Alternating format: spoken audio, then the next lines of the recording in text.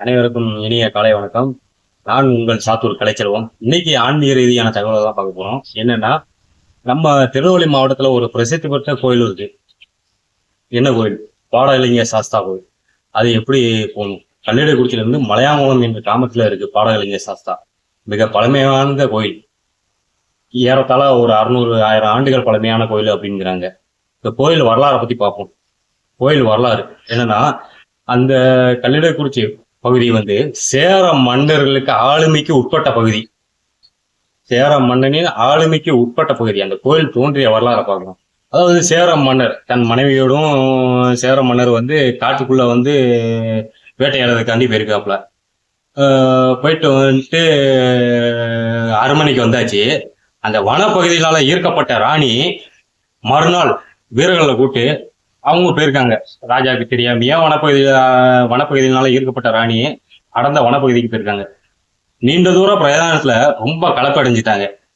அங்க ஒரு சுனை நீர் தெரிஞ்சிருக்கு. அந்த சுனை நீர்ல சரி தாகத்தை தீர்த்துக்கிடுவோம், போக சோகத்தை உடல் சோர்வை தீர்க்கிறதுக்கு அங்க குளிச்சுக்கிடுவோம் அப்படின்னு பிளான் பண்ணி அங்க சுனை நீரையும் பறிக்கிட்டாங்க. அந்த சுனை நீர்ல குளிப்போன்ட்டு உள்ள இறங்கிட்டாங்க. இறங்க தெரிஞ்ச அவங்களுக்கு ஏற தெரியல. இறங்கி குளிச்சிட்டாங்க. ஆனா ஏற முடியல. உடனே அவங்க வீரர்களை சத்தம் போட்டு கூப்பிடுறாங்க. வீரர்கள்லாம் காப்பாத்தி அரண்மனைக்கு கூட்டு போயிட்டாங்க ராணிய. அரண்மனைக்கு போன ராணி காலை பார்க்கும்போது, அதாவது அந்த காலத்துல காலில் பாடகம், இப்ப நம்ம கொலுசுங்கிறோம், அந்த காலத்துல பாடகம் என்ற பெயர் தான். பாடகத்தை அணிச்சிருப்பாங்க.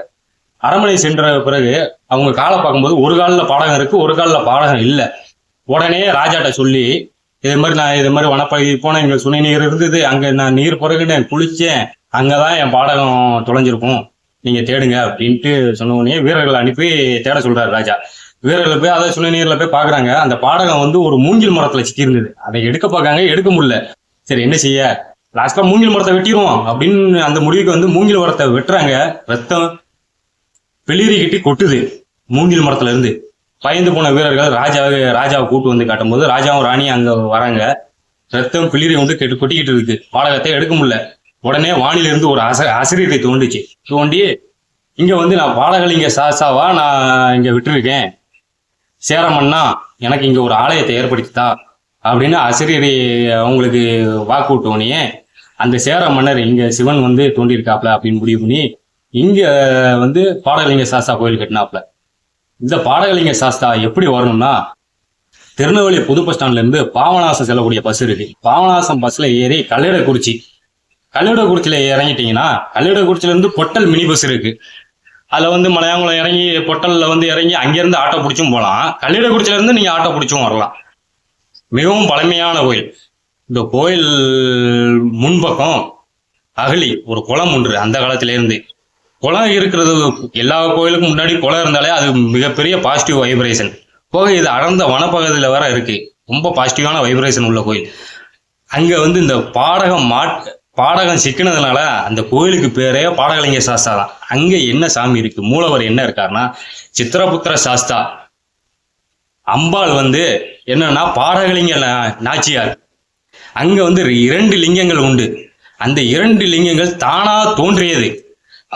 கொஞ்சம் சிறுசா தோன்றியது. போக போக போக காலப்போக்கில் வளர்ந்து அதுவா தானா வளர்ந்த லிங்கம் பாடகலிங்கம். இன்னொரு லிங்கம் பேரு மகாலிங்கம். இங்க 21 பந்தி 64 காவல் தெய்வங்கள் இருக்கிறாங்க. என்னென்ன காவல் தெய்வங்கள் அப்படின்னு பார்த்தோம்னா, சங்கிலி பூதத்தார், தலவாய் மடத்தி, மாட சாமிகள் அனைத்தும், தட்சணாமூர்த்தி, தர்ம சாஸ்தா, விநாயகர், நாகர் தெய்வங்கள், முருகப்பெருமாள், வள்ளி தேவயானைகள் கூட, துர்க்கை, சரஸ்வதி, லட்சுமி, வனப்பேச்சியம்மன், நவகிரகங்கள், விடுமாடன் விடுமாடத்தி, பேச்சியம்மன், பிரம்மாச்சி தாயி, கங்காதேவி, சுடலை மாடசாமி, தம்பிபிரான் மாடன், 18ஆம் படி கருப்பன், போக பழவேசகாரன், இப்படின்ட்டு 21 பந்தி காவல் தெய்வங்கள் இருக்கு மூலவரை சுத்தி. போக இந்த கோயிலுக்கு முன்னாடி ஒரு 10 அடி உயரத்துல, 10-12 அடி உயரத்துல ஆளி பூதம் இருக்கு. மிக பிரம்மாண்ட தோட்டத்துல இருப்பாங்க மனைவியோட ஆளி பூதம். அதான் அந்த கோயிலுக்கு காவலுக்கு. அடர்ந்த வனப்பகுதி. நல்ல வைப்ரேஷனான பகுதி. இங்க விட்டிருக்கும் பாடகலிங்க சாஸ்தா, இவர் வாகனம் வந்து கஜ வாகனம், யானை வாகனம். கோயில் முன்புறமே இருக்கும் யானைகள். கஜ வாகனம் உங்க வாகனம். சித்திரபுத்திர சாஸ்தா, பாடகலிங்க நாச்சியார், பாடகலிங்கம், மகாலிங்கம். அனைத்து மக்களும் இந்த கோயிலுக்கு வாய்ப்பு கிடைத்தா இந்த சித்திரபுத்திர சாஸ்தா, பாடகலிங்க நாச்சியார் இவங்களை தரிசித்து வாழ்வில் அனைத்து செல்வங்களும் பெற்று இன்புற்று வாழ நான் வாழ்த்துகிறேன். நன்றி, வணக்கம்.